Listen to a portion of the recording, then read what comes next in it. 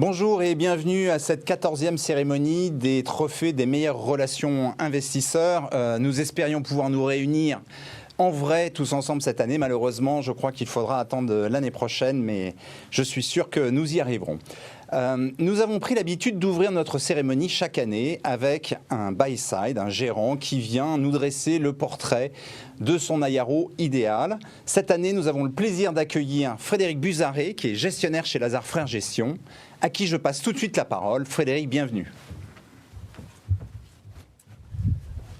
Bonsoir. Tout d'abord, je tenais à remercier Nicolas pour son invitation et me donner l'opportunité de dire quelques mots sur la cheville ouvrière qu'est un Investor Relation. En fait, un bon Investor Relation est un hydre à deux têtes, à la fois couteau suisse et travailleur de l'ombre. Il œuvre pour mettre les autres en lumière. Grâce à lui, le CEO et le CFO ne doivent jamais être pris en dépourvu, mis en difficulté. Par sa bonne connaissance des investisseurs, il permet au CFO ou au CEO de bien cibler et d'adapter leur discours en fonction des spécificités de chaque investisseur. En plus, il assure le suivi de la relation dans la durée et il fait en sorte que le dialogue soit toujours fluide et ouvert avec un investisseur. Au cours des 25 dernières années, j'ai accumulé plus de 1000 entretiens individuels avec les managements des entreprises européennes cotées. Pour le meilleur et pour le pire, il faut le dire. Alors j'aimerais partager avec vous deux souvenirs en particulier parce qu'ils illustrent, selon moi, ce qu'un Investor Relation ne devrait pas faire ou devrait faire. Tout d'abord, mon pire souvenir. En fait, l'entreprise a beaucoup changé. C'est Nokia en mars 2006. C'était à l'époque une des sociétés les plus convoitées en termes de rendez-vous investisseurs. C'était aussi l'année du lancement de l'iPhone 1. De façon générale, l'IR de Nokia faisait preuve d'une arrogance et d'une grande complaisance, notamment quant à l'arrivée d'un nouveau concurrent qui s'appelait à l'époque Apple.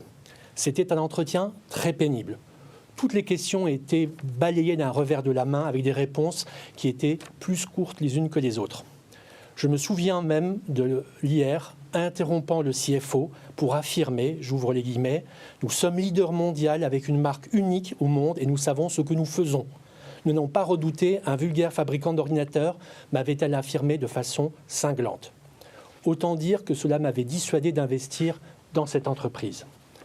Mon meilleur souvenir maintenant, il s'agit d'une petite entreprise pétrolière qui s'appelait à l'époque Den Norske Oil. J'avais en fait un rendez-vous initialement programmé avec une autre entreprise qui était la grande banque norvégienne DNB Nord. Mais finalement, c'est la société DNO qui s'est présentée à l'accueil. Pour la première fois, je n'avais pas pu préparer ce rendez-vous et je ne connaissais absolument rien à cette entreprise. Donc cela m'a forcé à aborder ce rendez-vous de façon très différente par rapport à mes habitudes. Mes questions étaient très candides et l'IR a fait preuve d'une grande pédagogie. C'était finalement une découverte extrêmement stimulante et je ne sais pas si c'est un hasard, mais cet investissement s'est révélé extrêmement profitable quelques semaines plus tard. Je retire de toutes mes expériences quelques grands principes d'un bon entretien avec un IR et j'aimerais partager avec vous ce soir ces grands principes. Premièrement, un IR doit savoir répondre aux questions les plus candides. Ce sont souvent les plus intéressantes. Ensuite, l'absence de réponse claire de la part d'un IR équivaut, pour nous investisseurs, à une réponse négative. Si c'est flou, c'est qu'il y a un loup. Plus la nature de l'activité de l'entreprise est complexe, plus l'IR doit faire preuve de pédagogie. Il doit prendre le temps de vulgariser et d'expliquer les enjeux et l'activité. Ensuite, il faut éviter les présentations qui sont un peu trop charming, qui cherchent à séduire les grands investisseurs. La sincérité est une qualité très appréciée et elle est trop souvent trop rare. Enfin, il faut aussi savoir communiquer les mauvaises nouvelles, ce qui est peut-être la chose la plus difficile. La storytelling, c'est tentant pour séduire l'investisseur et manager les attentes, mais il faut aussi ne pas déformer la réalité de l'entreprise, ses performances et ses perspectives. Je reconnais que la communication financière est devenue un art. Et la bonne nouvelle pour nous tous, c'est qu'un IR n'est pas prêt d'être remplacé par de l'intelligence artificielle. Je retiens de mon expérience que la qualité des entretiens s'améliore vraiment avec le nombre et la fréquence des rencontres. Au fil du temps, chacune des parties finit par se connaître et cela donne les bases d'un véritable dialogue. Et c'est bien dans le temps que se constitue la confiance et la relation. C'est ce que nous, investisseurs, attendons de vous, Investor Relations. Je vous remercie et je vous souhaite une très bonne soirée. Merci Frédéric, merci beaucoup pour votre intervention, ce partage d'expérience. Merci infiniment. Alors, un petit mot rapide maintenant sur notre étude 2021. Comme vous le savez, nous procédons par interview téléphonique directe auprès d'un échantillon de gérants actifs en valeur européenne. Notre campagne s'est déroulée en octobre et en novembre. Nous avons obtenu la participation directe de 160 gérants français, américains, britanniques et allemands qui ont voté cette année dans chacune des 5 catégories. Le palmarès a été finalisé par le jury le 17 novembre. Donc, nous allons récompenser ou nommer ce soir une quinzaine de sociétés, mais beaucoup d'autres ont été mentionnées par les gérants interrogés, et en voici quelques-unes sur ce slide. Voilà, je vous laisse le lire rapidement et en prendre connaissance. Beaucoup de sociétés ont été nommées cette année. Donc, je vais maintenant demander au président de WizTrust de se joindre à moi pour annoncer les nommés et le lauréat dans la catégorie meilleure information ESG par un IR. Bonsoir. Bonsoir. Alors aujourd'hui, la bataille de l'information financière se joue sur Internet où vos informations officielles côtoient les pires fake news.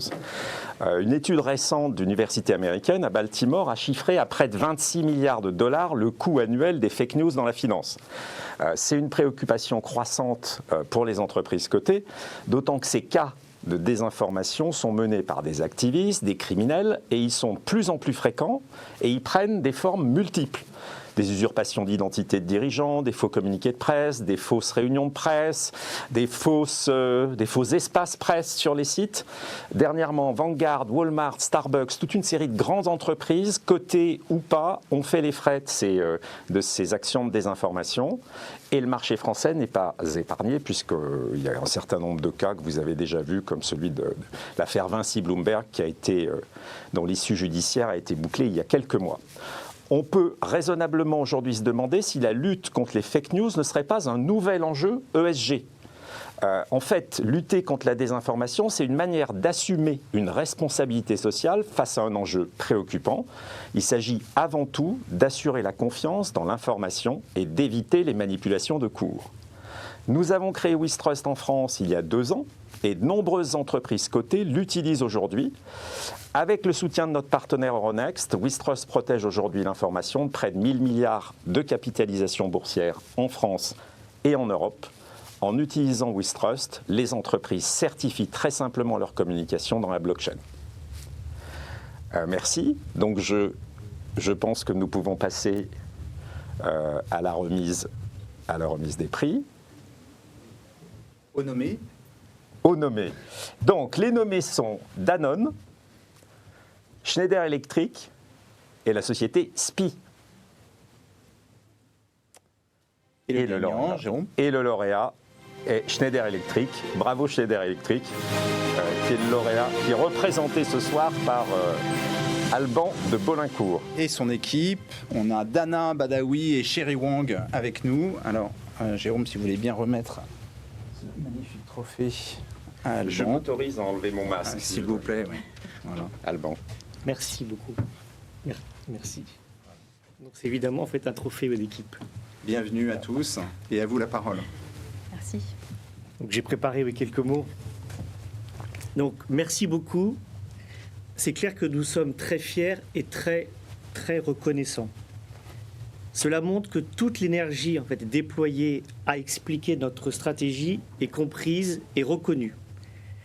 Vous nous connaissez, nous avons donc un cap, une vision ESG qui fait clairement partie de nos valeurs et de notre en fait ADN.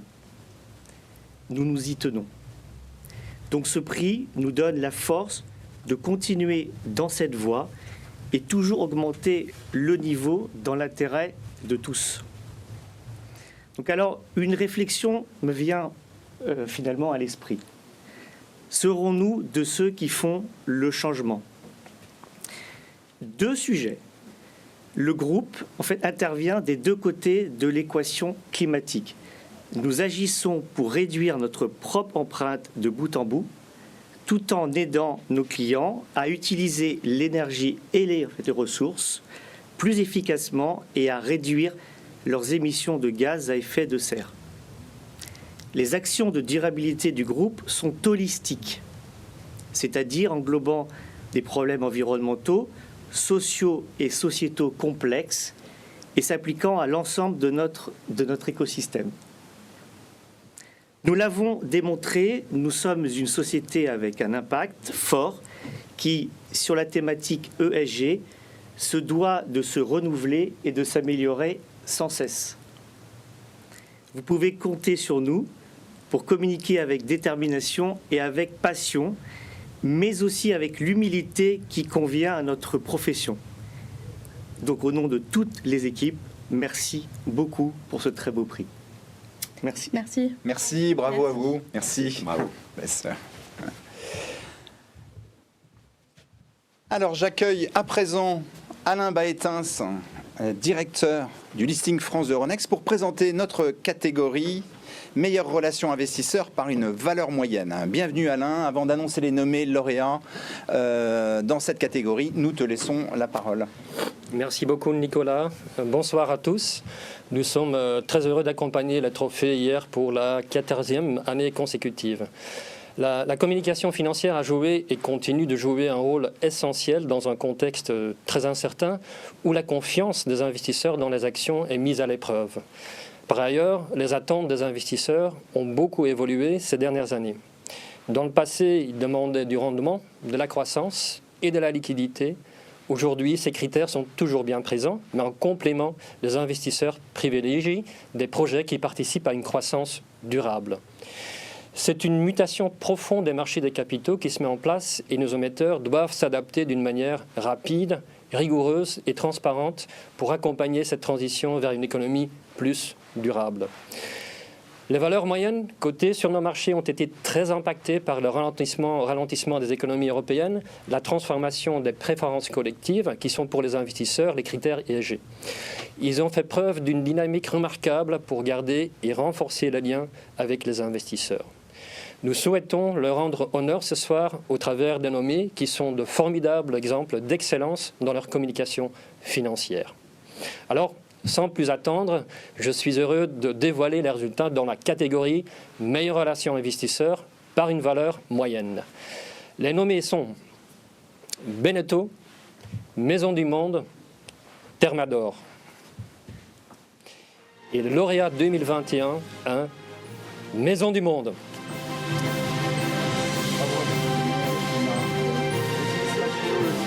De Maison du Monde parmi nous. Tiens. Félicitations. Merci beaucoup.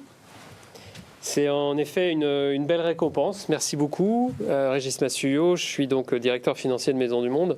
Je suis ravi de ce prix. Il veut dire beaucoup pour moi en tant que CFO et aussi par rapport à mon passé d'Head of IR d'un grand groupe du CAC 40. Donc je sais à quel point les relations investisseurs sont importantes pour le rôle d'un directeur financier. C'est une année qui a été marquée par beaucoup d'échéances pour Maison du Monde. Un programme de rachat d'actions avec Impact ESG, un séminaire investisseur, un Capital Market Day qui s'est tenu il y a quelques semaines. Donc c'est une belle récompense pour tous ces travaux. Je voudrais le dédier.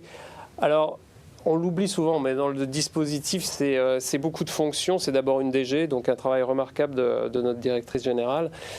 C'est aussi un travail remarquable de transversalité dans l'entreprise. Il n'y a pas de bonne relation investisseur sans une très bonne communication déjà en interne et une très bonne collaboration entre les équipes.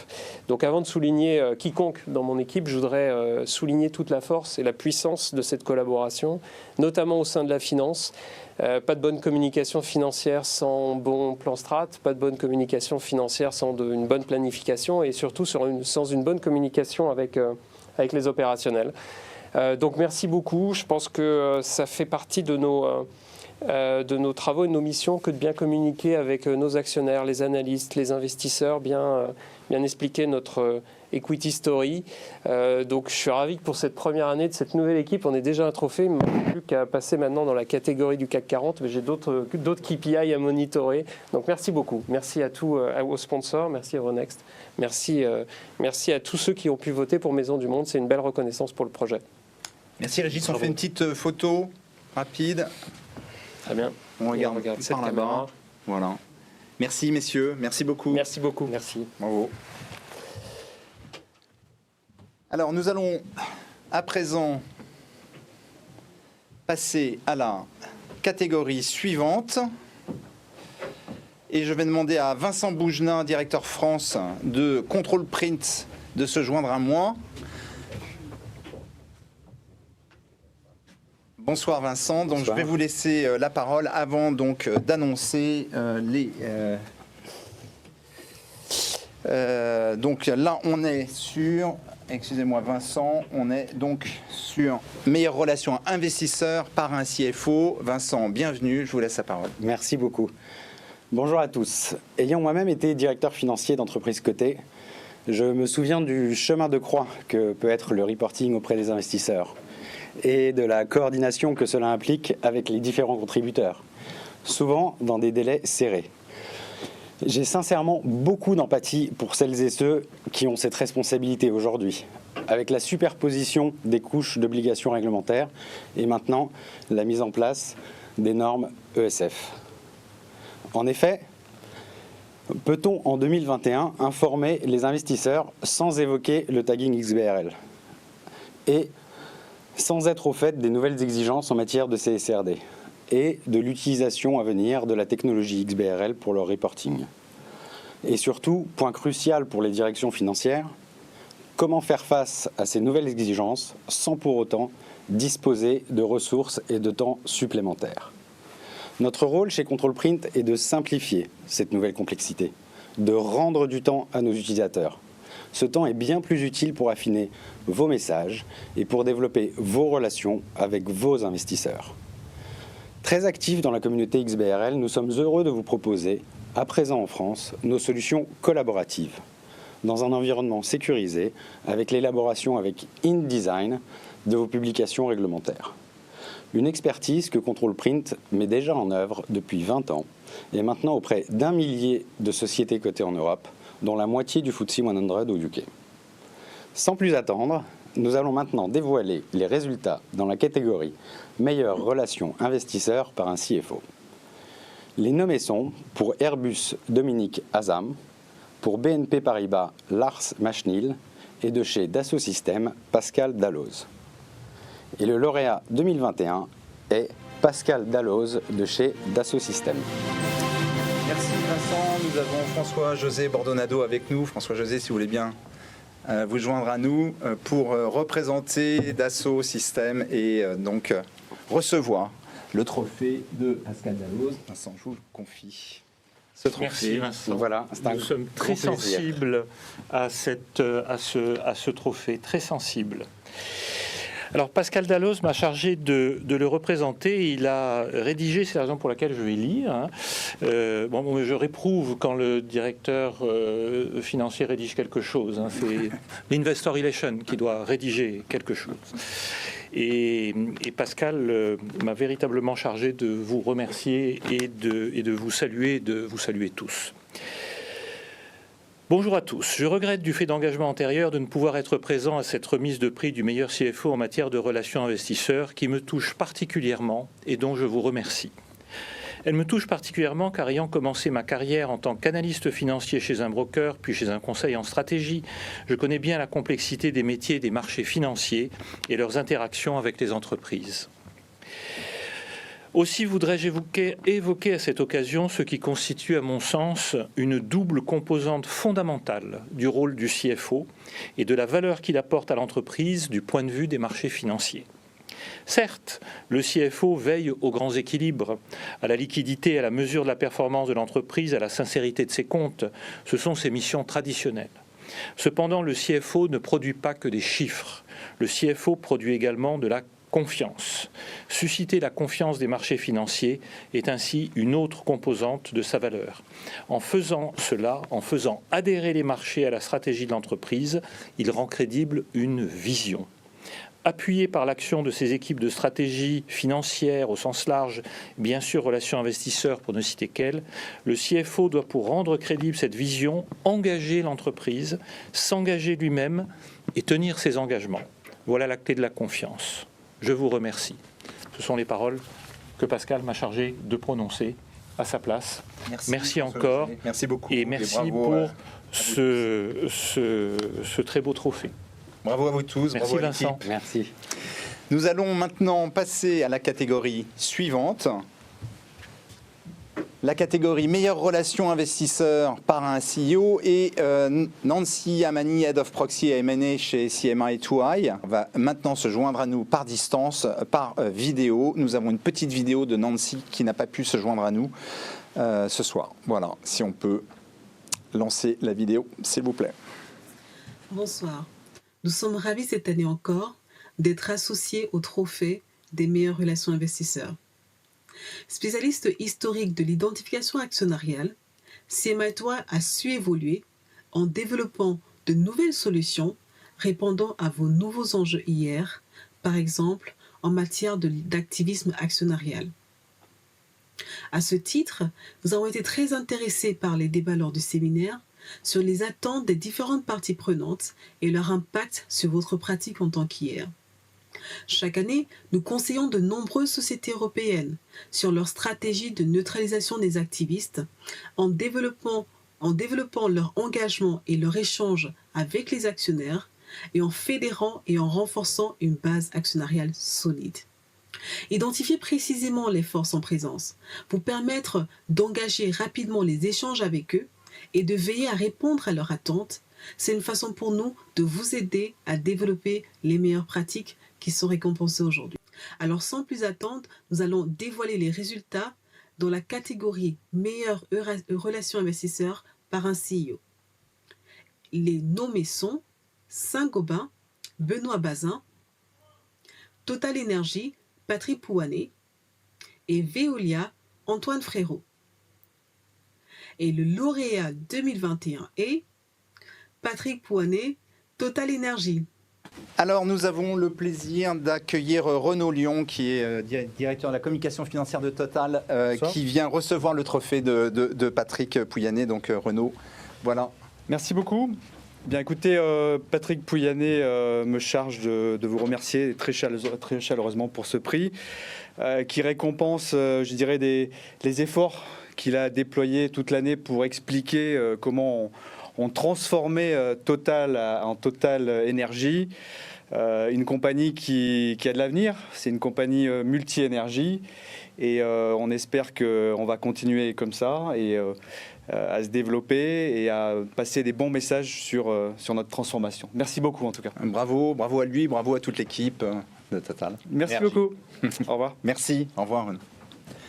Alors nous allons maintenant finir cette cérémonie avec notre catégorie meilleure relation investisseur, toutes catégories confondues, meilleure relation investisseur de l'année 2021. Et pour cette catégorie, j'invite Myriam Gourden, directrice France de IHS Markit, à prendre la parole. Bonsoir à tous, nous sommes ravis d'être là aujourd'hui au nom de IHS Markit S&P. Nous sommes ravis de remettre le trophée lauréat de cette même catégorie à Chris Hollis. Nous vous passons la parole. Chris, ce sont les joies du direct, Myriam. Je suis absolument désolé, Chris. Bravo. Merci. Bravo, vous êtes notre gagnant cette année, toutes catégories confondues. Bravo, Chris. Et la Myriam, caméra, je c'est où? Je vous laisse. Ah bah oui. Chris, c'est un grand honneur de te remettre ce prix. Merci autant beaucoup. pour tes qualités professionnelles et humaines. Merci Nous sommes beaucoup. ravis au nom d'IHS Merci, Myriam. de te remettre cela. C'est où la caméra? Voilà, c'est à toi, Chris. C'est où la caméra? Là. D'accord. Où, là? D'accord. Très bien. Bon, je vous remercie d'abord. Je ne suis pas un avatar, je suis réel, et c'est pas la métaverse. Donc ça, c'est une bonne chose. Au moins cette année, on commence comme ça. D'abord, je suis très honoré d'être reconnu, même si c'est grâce essentiellement à mon équipe, Rodolphe, Charlotte, Laurence, Sandra et Marion. Ainsi que, bien entendu, tous les gens qui travaillent pour LVMH et dans les différentes marques du groupe et qui font les résultats qu'on a. Deuxièmement, je pense que les investisseurs non financiers et financiers sont un de nos audiences, comme a indiqué Gilles au début de cette séminaire. Notre deuxième audience est bien entendu l'audience interne à qui il faut qu'on donne le feedback du marché et donne les évolutions qui sont en train de se faire dans ce marché. Et d'ailleurs, c'est une audience beaucoup plus importante, c'est aussi importante, je dirais, parce que c'est surtout eux qui décident nos augmentations. Et troisième élément que je voulais dire, c'est que nous venons de faire un baromètre sur le métier des IR grâce à un travail incroyable de la part de Laurence Duc, et qui montre quand même l'évolution importante qui a eu lieu ces dernières années. Et surtout le fait que de plus en plus, ça devient un expert qui doit faire ce rôle. À la fois parce qu'il y a des évolutions à la fois dans le digital, dans le ESG, et puis dans la législation, le ESG, et puis le troisième élément, c'est c'est la réglementation, bien entendu, qui ne cesse pas d'évoluer. Donc, je suis très heureux de faire partir de cette famille des IR. C'est un métier passionnant auquel je pense qui évolue très rapidement et qui nécessite une nouvelle génération qui arrive, qui va prendre les places des dinosaures comme moi. Et je souhaite beaucoup un avenir très bien pour eux. Une dernière chose, c'est le métier évolue beaucoup, mais en même temps, il y a les essentiels qui restent. Et je pense que, comme les fêtes de fin d'année, je pense que c'est sur cette note-là que je vous souhaite tous et toutes une très bonne fête, excellente fête de fin d'année. Merci. Bravo, Chris. Alors, je voudrais juste signaler que c'est un hat-trick, puisque tu as reçu ce même prix en 2008 et en 2018. Oui. Donc, voilà le troisième du hat-trick. Merci, bravo à toi. Merci, Myriam. À plus tard. À plus tard. Merci. Bonne fête de fin d'année. Et bonne fête de fin d'année. Bravo à tous et bravo à l'équipe. Donc voilà, c'est terminé pour notre 14e édition des trophées des meilleures relations investisseurs qui se sont déroulées cette année dans des conditions, voyez, de direct enregistré, ce qui a pu causer parfois quelques petits soucis pour certains d'entre nous. Donc nous serons particulièrement contents de vous retrouver dans des situations réelles la prochaine fois et dans de meilleures conditions et pour pouvoir partager, célébrer les meilleures pratiques ensemble. Et nous réunir de nouveau, ce que je crois nous souhaitons tous. J'en profite pour dire bravo à tous nos nommés, bravo évidemment à tous les lauréats, merci à nos parrains, le CLIF, avant tout la SFAF, l'AFG, l'IFA et Euronext, merci à nos partenaires médias aussi, Option Finance, Le Figaro Bourse et Placements et EBM. Merci à vous tous et à très vite, à l'année prochaine. Au revoir.